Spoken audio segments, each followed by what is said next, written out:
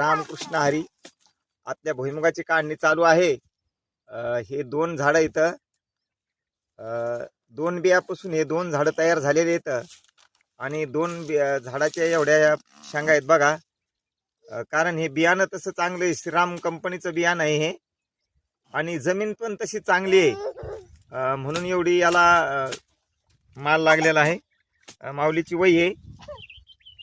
मुढावणी बीज काढिले ते निर्वाळलिया भूमी पेरिले, मग सांडी विखुरले वाया गेले म्हणू काही.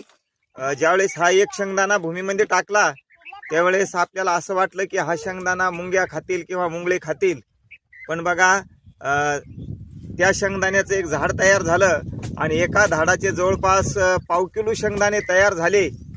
आपल्याला असं वाटतं की आपण एवढं शेतीमध्ये काबाड कष्ट करतो आणि हे सगळं आपलंच असेल.